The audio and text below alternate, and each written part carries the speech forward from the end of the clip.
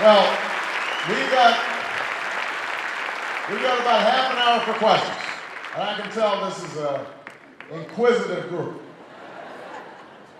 So here's what I'm going to do. We've got microphones in the audience.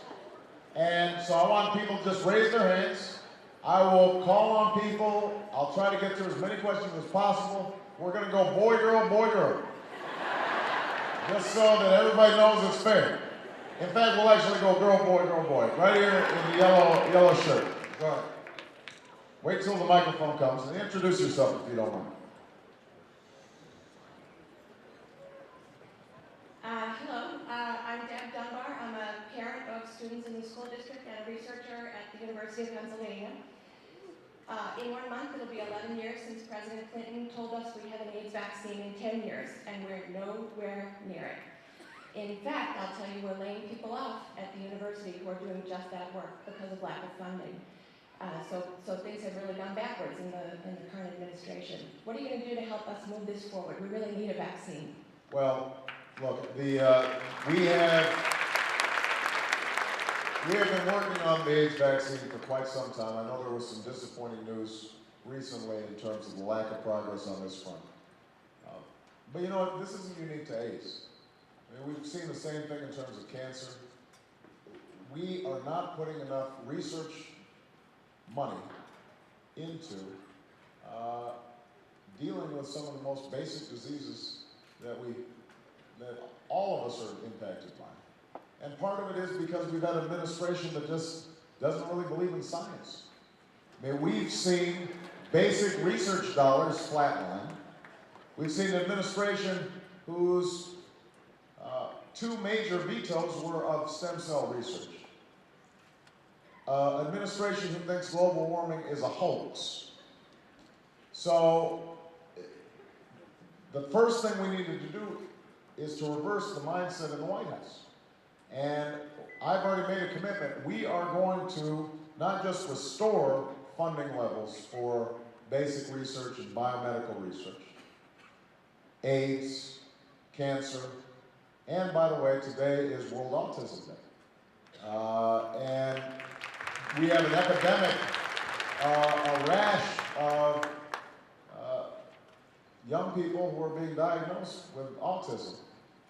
Nobody's sure exactly why it's happening, but the amount of money that we're devoting to research, much less helping parents who are raising autistic children, is a drop in the bucket. And it's shameful.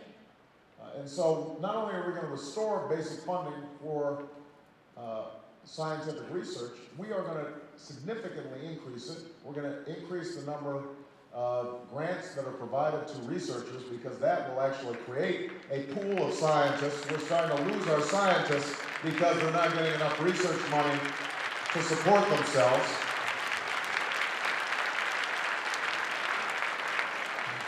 And this can be paid for. It is not a lot of money. Relative to what we're spending, as I said, in Iraq, we're spending $10 billion a month. That dwarfs what we're spending on basic scientific research, but the number of people who are impacted by AIDS, by cancer, by juvenile diabetes, by autism, the number of people that die every year or are suffering as a consequence of these diseases is astronomical. And you're going to have a president who prioritizes this over the next 8 years. All right. Gentleman right here with the mic. Sorry to make you run around, but it's good for you. This is part of my prevention plan for health care. So, getting that cardio working. Hi, ladies. So my name is Chris Nelson, and I wanted to know, we learned about the music programs, the arts programs in public schools because they've been turned away. Well, as I said before, I think this is important. When I was a kid, and I think most people who are old like me, some of you kids won't remember this, but I mean, you always had an art teacher and a music teacher. You could be in the poorest school district in the world. Now, I'm not saying music was always exciting, right? I mean, sometimes the teacher would be making you sing songs that, from like the old show tunes, I had one music teacher make it, Oklahoma. I was born into Stevie Wonder, so there was but the point is that everybody had access to music, everybody had access to art. And the reason is because people understood, even though they hadn't done the scientific research back then, we have done now, that children who learn music actually do better in math. Kids whose imaginations are sparked by the arts are more engaged in school. Kids who have physical education are more able to pay attention in the classroom. So these things aren't just extras, they are part of a well-rounded education.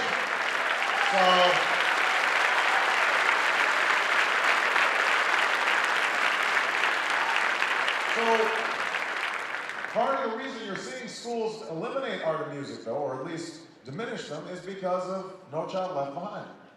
A law that was intended to raise standards in local schools, but what happened was, because it relied just on a single standardized test, school districts felt pressure to just teach to the test.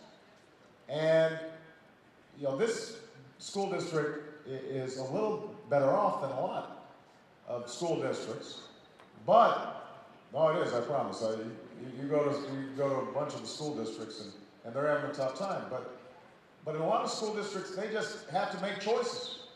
And they decide, you know what, if we're going to bring our kids up to test level, all they can do is just study math and reading every day, all day long. They've eliminated recess, they've eliminated art, music. And so part of the solution that is changing No Child Left Behind, so that the assessment is one that takes into account all the factors that go into a good education, and is developed with educators, not to impose school, to punish schools, but to improve schools.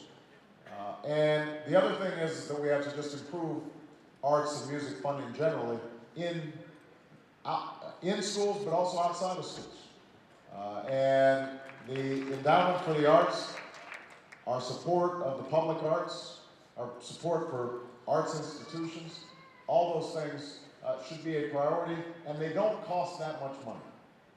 They really don't. But you get such a big payoff. And one last point, I made this actually yesterday in Scranton.